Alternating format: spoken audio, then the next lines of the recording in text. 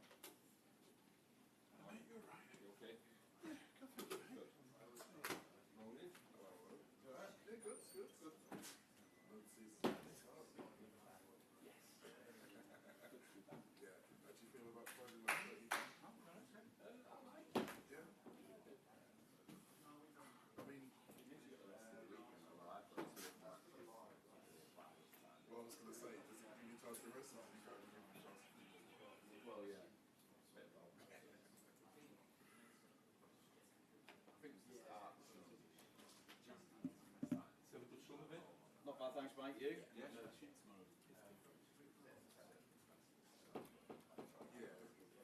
But no, you're right.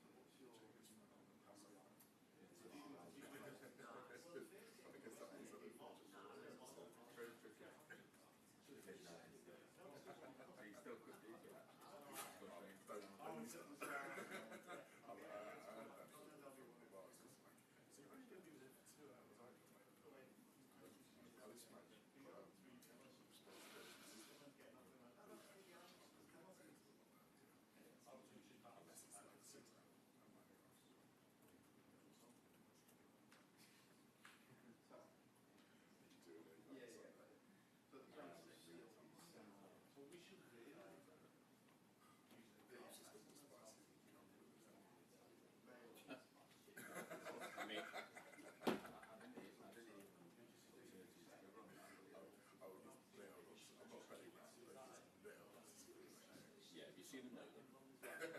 That's even more. He's not even nailed on to play a part. He's been training by himself. For how long? I mean, I wouldn't be surprised if he was on the bench or something. Yeah, exactly. The winning and stuff. Lovely. Put me away, Pat.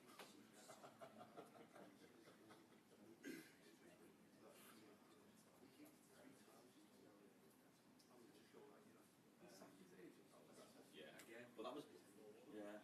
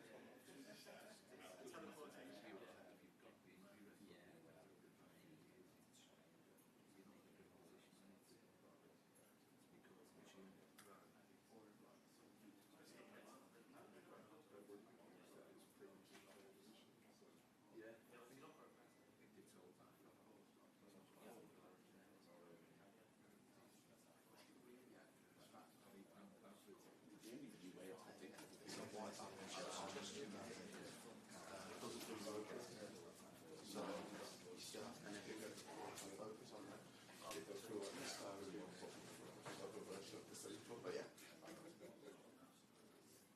I asked him this week.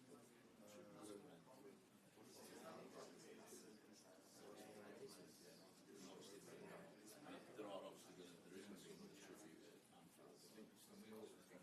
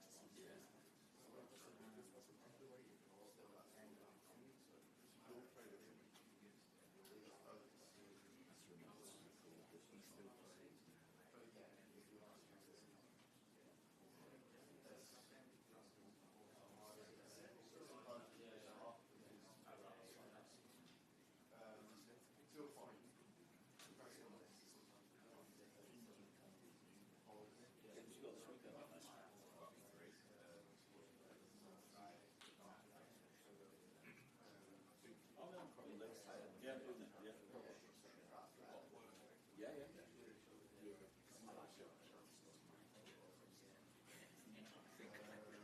Well, I actually worked out there during Euro 96, because I was still being late at the time.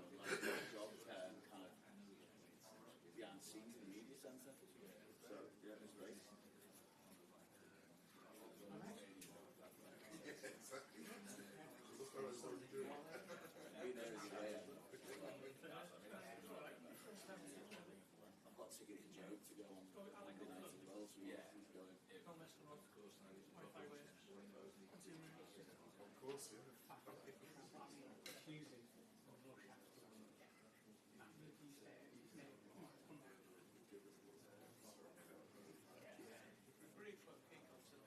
Yes, they are. No, it's fine.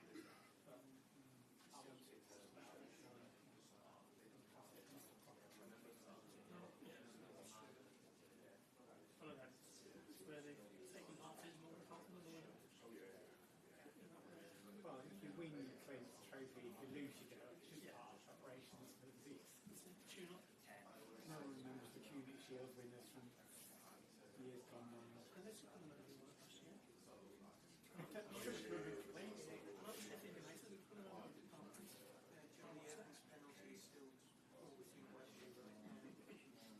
Does that mean United didn't win? It does, yes. I mean, I can't remember anything else about the shootout. Apart from Joliot's penalty as well. So some people clearly scored in the back. Because they do. Special penalty. Still think people remember. You get some games where it's at the end of the road with the break and it's the best of it. In some cases, you don't take the best set for it at the end.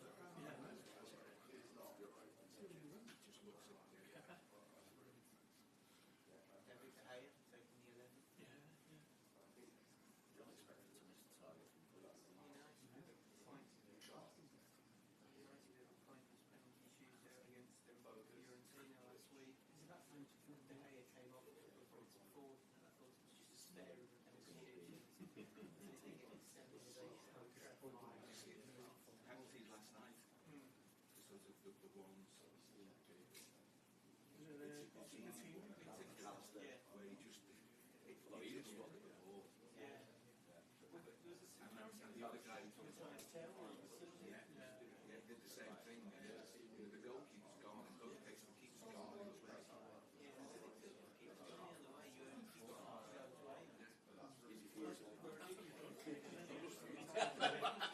I did a bit.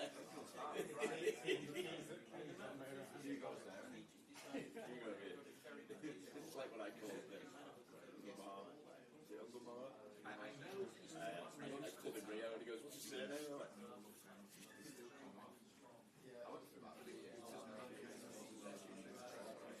statistics was the one today. I found so many different ways. Off the bench.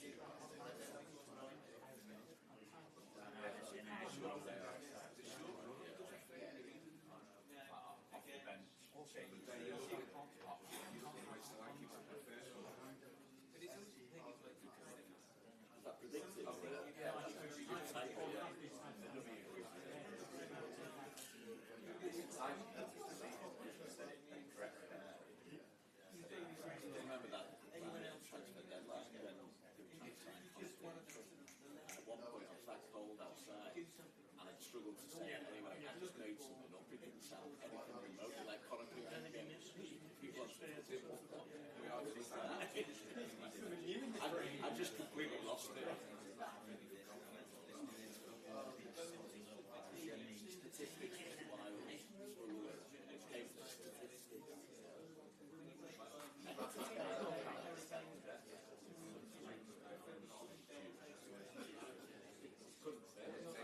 What do you think about it?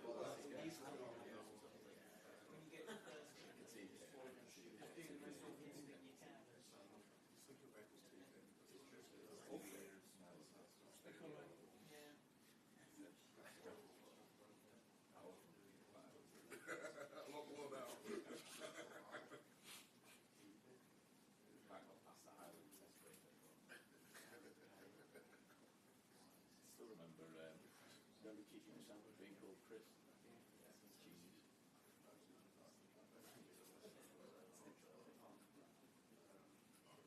Father of the family. Yeah, they christened him Chris.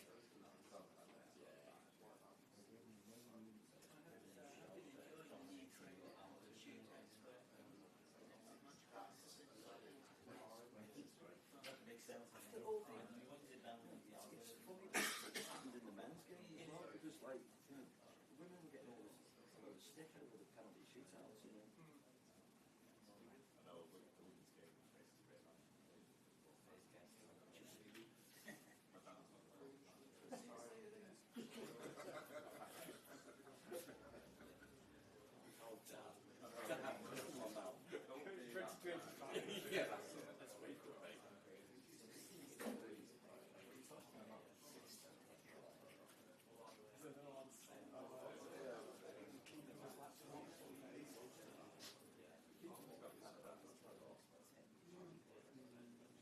Spurs penalties weren't it?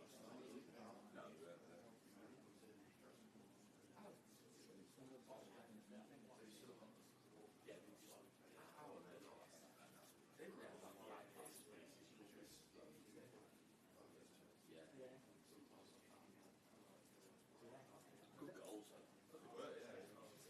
Ball in for the second.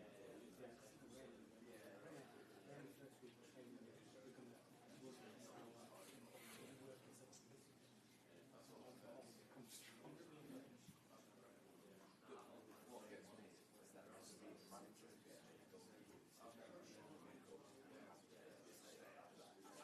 can't remember a game where he's been back to the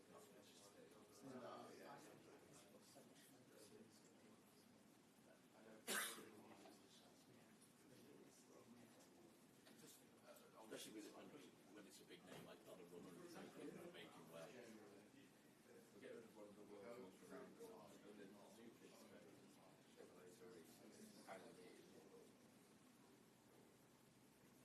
kids I mean, pulled off a great save immediately before the first goal. It was a ridiculous save. Well, you go pretty far. What man team plays on? Well, you know that.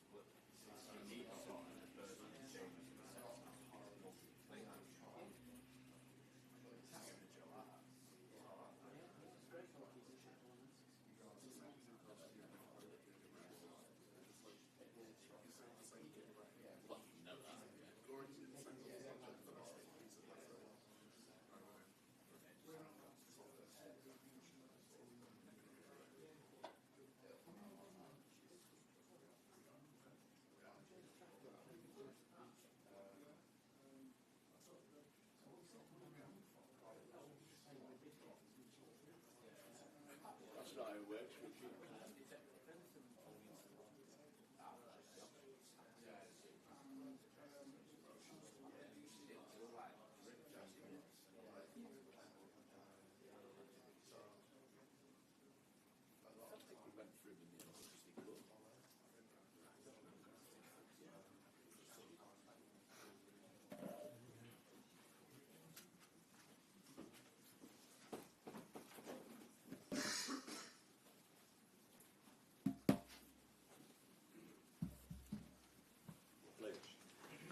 Morning. Morning. Morning.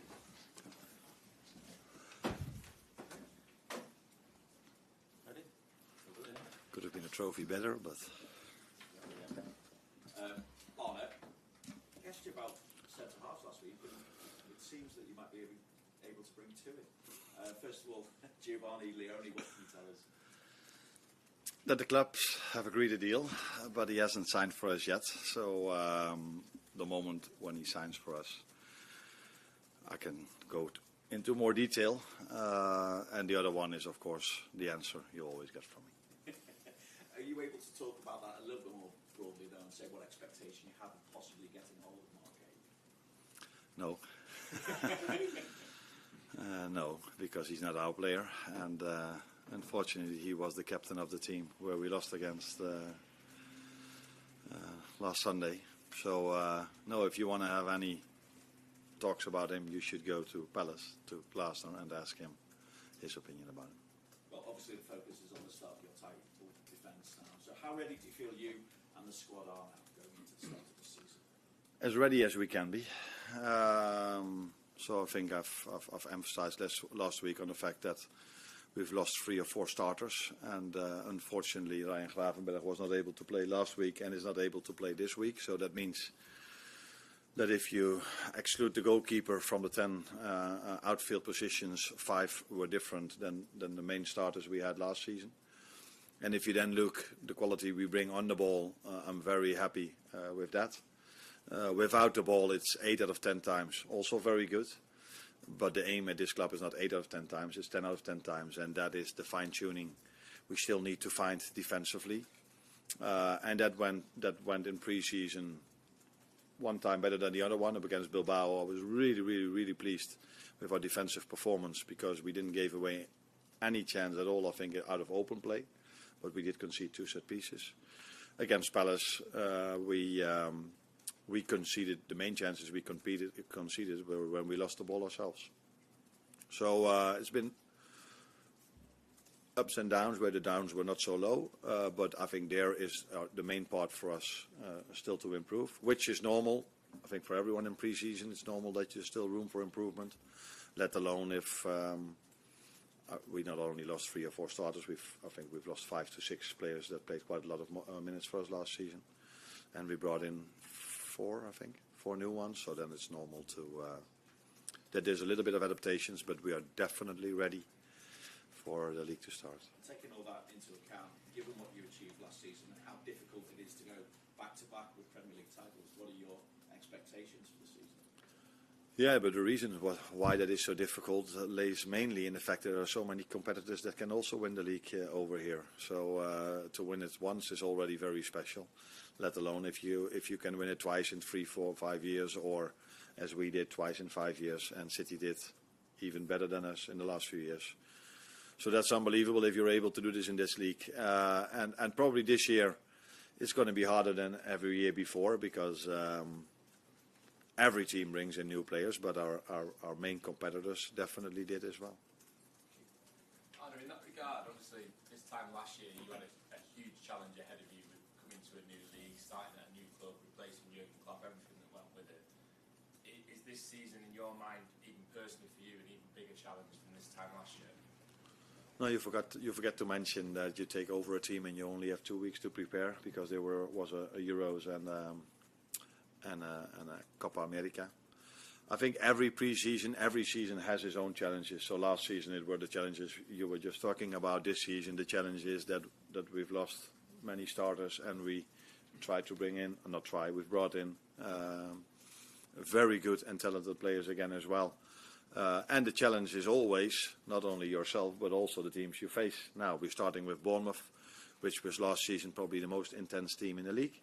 And I mean in terms of running and also in the playing style, but that goes hand in hand.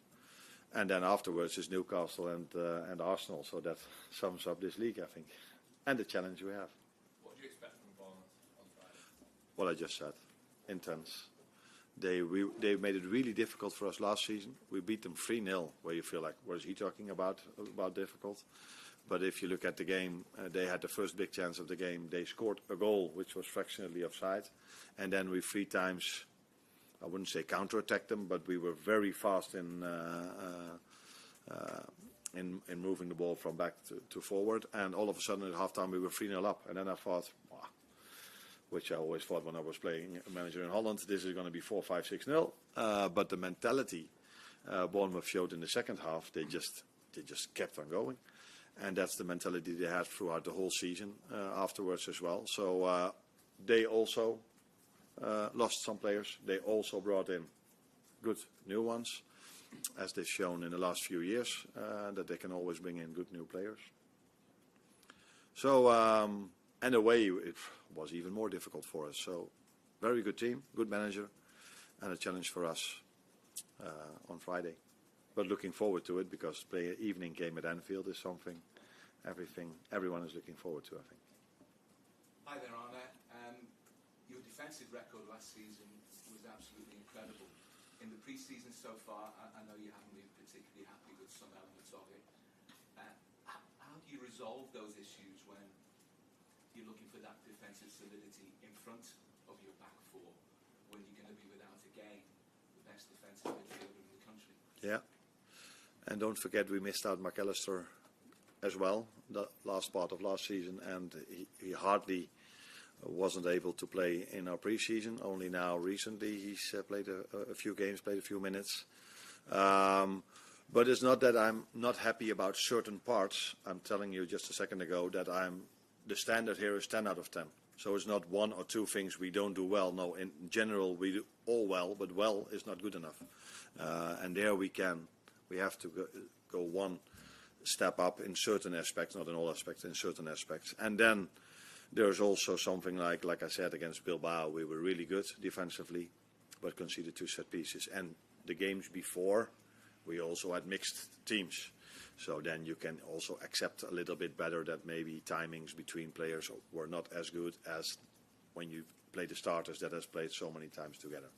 So there are reasons for it, like I just said, mixed teams, new players coming in, Virgil being sick against Bilbao, Alisson not being there, Maka being injured, Ryan not able to play, and new players brought in. But all of this is definitely not an excuse when we start the league Friday, because we will 100% be ready on Friday. Integrating new players into the Liverpool way of doing things is all part and parcel of pre-season and early season as well. And a lot to like about Jeremy Frimpong, what we've seen of him so far, played really well at Wembley in parts, but he's a different type of fullback to Trent Alexander-Arnold, who was a complete one-off, and a different type of fullback to Conor Bradley. And do you have to sort of try and make sure that somebody as adventurous as Frimpong is with his dribbling, that he doesn't impinge on Mo Salah's sort of ability to get into those key areas and kind of mute his effectiveness? In my opinion, Jeremy and Conor Bradley are similar types, by the way, although Jeremy is maybe better in the 1v1s than Conor is. But I think Jeremy and Conor can both attribute to Mo's outputs, because if you play against these two, you know you have to be aware of these two as well. So it normally gives Mo even more space to get the 1v1s, because if we isolate Jeremy in a 1v1, it's difficult for the other team, and if we isolate Mo in a 1v1, it's difficult for the other team as well. So where maybe last season they could give a little bit of more help because Trent was a little bit more behind the ball, which was also dangerous because when Mo brought it back, Trent could deliver one of his famous crosses. So it's different types, but I think both types, and Trent proved it together with Mo. Trent brought the best out of Mo, and I think that that's the same thing is going to happen with Conor and Jeremy, with Mo, in that regard. Sven Turner, Sky Germany. Hi Arne. Talking about Florian, still a young guy, first time away from home, one of the biggest clubs in the world, that enormous transfer fee on his back. How's he handling all that on and off the pitch? Yeah, he might be young, but he already won a lot. So I don't think factually we can see him as a young player, but in terms of his experience that he's already having, I don't see him as a young player. He won the league in Germany, won the cup, played for his country numerous times. And apart from that, his mentality is maybe his biggest strength, and that says a lot, because if you see him play, you're like, are you serious? Because he's so creative, but how mentally strong he is, and he doesn't get distracted at all by a transfer fee or anything else. So I think good players always find a way to play well in good teams, and he is a good player and he plays in a good team. Does he need any help of yours? Yeah, he does, like all the others. But we have a very good player care department, so I'm not looking for houses together with him or these kind of things. But on the pitch and on the training ground and in videos, he needs help for him to understand the way we want to play. That's not 180 degrees different than Xabi Alonso. The system is different, but we want to be intense. Xabi Alonso wanted to be intense. He liked to dominate the position. Xabi would try to bring him in positions we want to try to bring him in. So a lot of things are the same for him.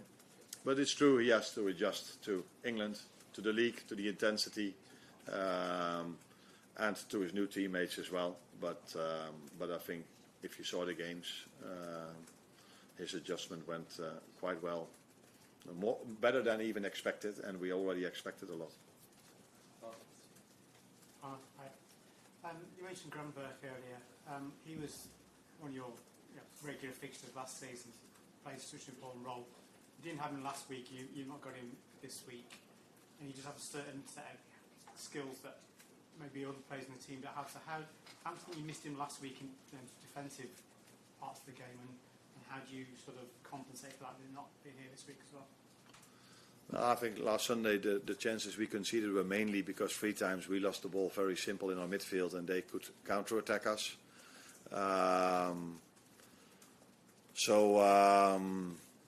Yeah, you could say Ryan is always taking really good care of the ball over there, but players, Ryan or anyone else in our team, can lose the ball. So in that sense, I'm not sure how much we missed him last Sunday, but it's clear that Ryan has had a big impact on us last season. And it's quite, now it's not funny, but I can find another word, that probably everybody's forgotten how he got his suspension. He got 2 yellow cards, the first one for a dive. Now there's one team in the league that is, in my opinion, by far the most honest team when they play. I sometimes blame them that they never try to make from a foul a little bit more, like Cody in the 2-2 we conceded against Palace. He got a push in his back, but he was far too clean. So if there's any one team in the league that is very clean and never dives and never time delays and all these kind of things, then it's us. And we have a suspension now for a player diving where he got his first yellow card for.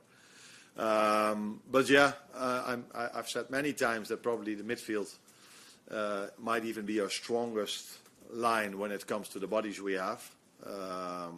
Unfortunately, Maka had a bit of a different pre-season than we would like him to have, but he's back fit now. So I still have a choice to make in midfield, even if Ryan is not there. On that point then, do you think your team needs to be a bit more streetwise, especially this season as defending champions, in terms of how you approach the game? You say they're too honest, but do they need to sort of be a bit more streetwise? No, I think, maybe for me to use the right words in English, you can never be too honest, but it's clear that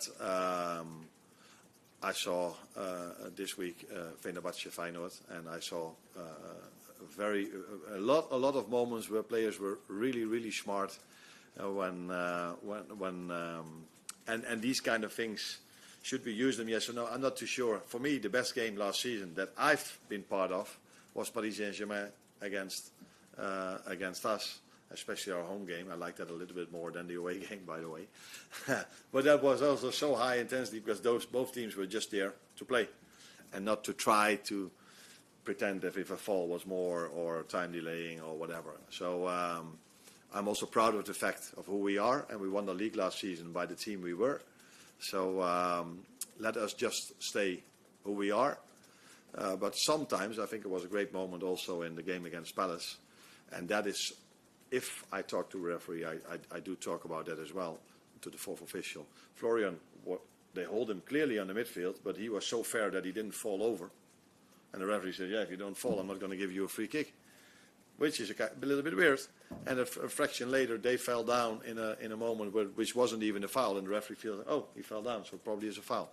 So unless we had much more ball possession than Palace, but we made 13 fouls and they made 5 fouls.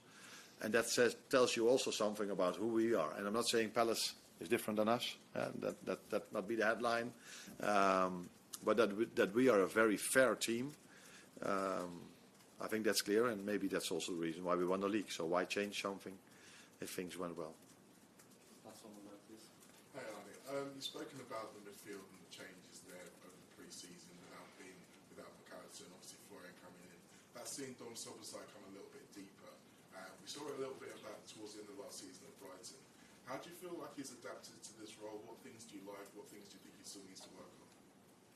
I think he can play both roles really good, and he has his quality in both roles and things he can improve in both roles. So I think what stands out with Dominic is the way he can press. So I don't think there are many midfielders in the world that you can find that are better in the intensity he can press with. But if he's at 10, I think the improvement he can make is playing in between the lines, finding the balls over there and getting not the end product in goals, but more the through balls. And if he's playing behind the ball, I think that's not new for him, but he hasn't played there a lot last season. So sometimes, yeah, you need to adjust to your teammates and in your positioning. But I think he's had a really good pre-season. he didn't play his best game against Palace, but for the rest, he had a very good pre-season.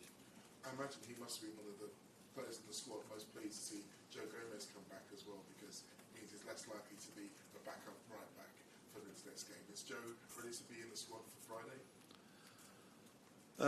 I don't think if one has to do with the other. I'm not sure about that. But Joe, I have to make a decision on that. I think he only trained twice now, missed quite a lot in pre-season. But if you looked at our bench against Palace, I think there were 3 players that were 18 years old or younger. If Ben Doak is Ben Doak or is Ben 19 already? 19, okay, so 19, 20 years or younger.